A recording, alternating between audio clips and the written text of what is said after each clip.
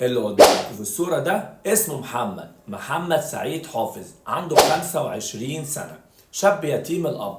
اللي حصل لمحمد للأسف الشديد كان شيء مؤلم جدا، خصوصا ان هو كان بيستنجد بكل الناس ومحدش كان قادر يساعده. كل ده بسبب ان هو شاب عنده نخوة ورجولة، ما بيحبش يشوف الغلط ويقف يتفرج.